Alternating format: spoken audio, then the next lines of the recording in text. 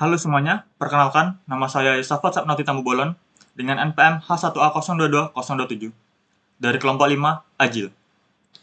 Pada kesempatan kali ini, saya ingin mempresentasikan hasil dari kegiatan mata kuliah umum Coding dan Pemrograman dengan dosen pengampu Pak Dr. Novalio Darata, ST, MSc, PhD. Adapun kegiatan yang kami lakukan adalah pembuatan alat sensor detak jantung. Berikut adalah anggota dari kelompok Ajil, yaitu Adwira Aidin Wibowo, Zahra Nabila Syifa, Naila Mahya Putri, Yosafat Sapnoti Tampubolon, yaitu saya sendiri, Rizkita Ayudira Salsabila, Anissa Rahma Fadila, Salfaana Kusumaningrum, Firbari Abza, Melissa Siktin Holri, Echa Nabila Febrianti Saputri. Latar belakang. Adapun latar belakang kami membuat alat sensor detak jantung berikut adalah jantung merupakan salah satu organ penting dalam tubuh manusia yang bertanggung jawab dalam mengedarkan darah ke seluruh tubuh. Salah satu cara untuk mengetahui kesehatan detak jantung adalah dengan mengukur detak jantung. Detak jantung didefinisikan sebagai kerja otot jantung yang terjadi antara kontraksi, sistol, dan relaksasi, diastol. Untuk mempermudah dalam pengukuran detak jantung, dibutuhkan alat yang dapat mendeteksi detak jantung itu sendiri. Berdasarkan latar belakang di atas, kami akan melakukan pembuatan alat sensor detak jantung yang menggunakan Arduino Uno dan sensor detak jantung.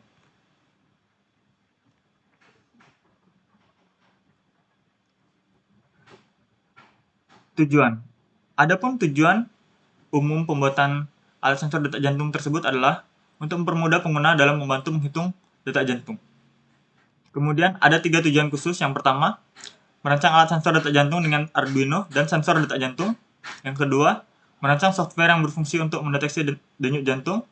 Yang ketiga, agar mahasiswa dapat memahami pembuatan alat sensor denyut jantung ini dengan baik. Manfaat. Manfaat pertama adalah membantu pengguna dalam mendeteksi kenormalan denyut jantung. Manfaat kedua, membantu pengguna dalam meriksa kondisi jantung. Manfaat yang ketiga, kegiatan ini diharapkan dapat membantu dalam memberikan kontribusi akademik dalam pembelajaran pemrograman dan komputer coding. Berikut adalah jadwal kegiatan dan jadwal pertemuan serta pelaksanaan kegiatan dalam kegiatan kami. 13 September 2022, pembuatan kelompok. 15 September 2022, penyusunan proposal kegiatan. 17 September 2022, di luar jadwal perkuliahan, pembelian alat sensor detak jantung. 27 September 2022, proses pembuatan alat sensor detak jantung. 29 September 2022, proses pembuatan alat sensor detak jantung. 6 Oktober 2022, penyusunan laporan hasil proses pembuatan alat sensor detak jantung.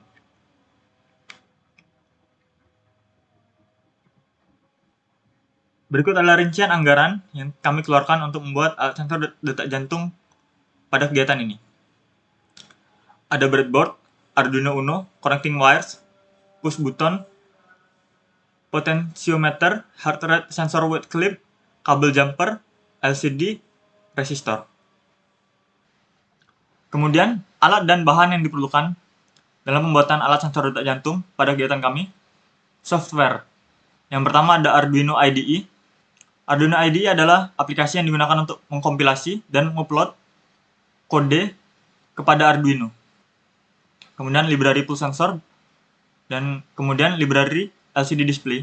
Kedua library ini adalah source code agar Arduino dapat membaca input yang diberikan oleh sensor detak jantung dan dapat melakukan keluaran kepada LCD display. Kemudian ada hardware Arduino Uno, LCD display, potentiometer, resistor, push button, heartbeat sensor modul weight probe, kemudian mini breadboard, terakhir connecting wires. Untuk resistor sendiri opsional, untuk LCD backlight. Hasil dan pembahasan. Pada tanggal 27 September 2022 dan 29 September 2022, kelompok kami melakukan penginputan source code hingga menghasilkan output di mana Arduino Uno berhasil hidup dengan kondisi lampu kelap-kelip. Seperti yang bisa dilihat di gambar. Di gambar bagian kanan adalah Arduino Uno dengan lampu yang nyala, kelap-kelip, dan di sebelah kiri adalah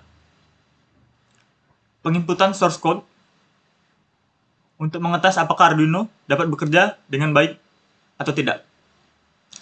Semisal setelah dilakukan penginputan source code, lampu dari Arduino Uno tidak menyala, berarti Arduino tersebut kemungkinan rusak.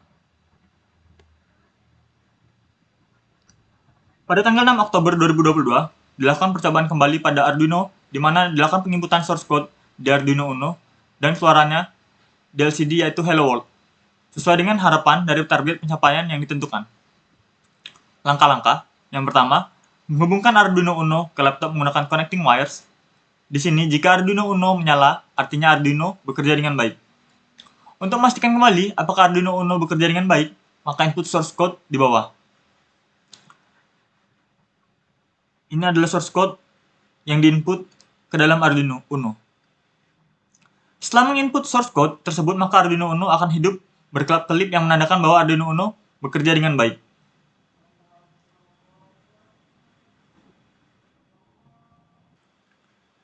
Langkah keempat, selanjutnya hubungkan Arduino Uno dengan LCD menggunakan kabel jumper. Namun untuk memudahkan perakitan lebih baik, lepaskan terlebih dahulu connecting wires yang terhubung dengan laptop. Melepaskan connecting wires yang terhubung dengan laptop itu sangat penting saat menghubungkan kabel jumper dari Uno dan LCD, karena jika salah menghubungkan, ada kemungkinan besar Arduino Uno-nya bakal konslet dan rusak. Kabel yang dihubungkan sendiri adalah yang pertama ground Uno menuju ground LCD, yang kedua 3,3 volt Arduino Uno menuju VCC LCD, kemudian A4 Arduino Uno menuju SDA LCD, kemudian A5 Arduino Uno menuju A5 LCD. Kemudian sambungkan kembali connecting wires yang terhubung dengan Arduino Uno dan LCD ke laptop. Langkah ke-6, buka software Arduino IDE untuk menginput source code. Kemudian input source code seperti gambar di bawah ini. Source code berfungsi untuk memunculkan tulisan pada layar LCD dengan kondisi diam dan tidak bergerak sama sekali. Bisa kita lihat di bawah.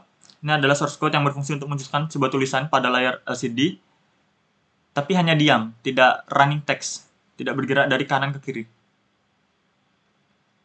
Langkah ke-8, jika menginput source code seperti gambar yang di bawah ini adalah gambar baru, maka tulisan yang muncul pada layar LCD tersebut akan bergerak dari kiri ke kanan atau running text. Jadi nanti gambarnya bakal bergerak di layar dari kiri ke kanan seperti itu. Langkah ke-9, jika setelah penginputan LCD menampilkan tulisan atau animasi yang diperintahkan, maka LCD bekerja dengan baik. Jika tidak, ada kemungkinan besar kesalahan pemasangan kabel atau LCD atau Arduino Uno tersebut rusak. Dokumentasi. Berikut adalah dokumentasi dari kelompok kami saat mencoba LCD,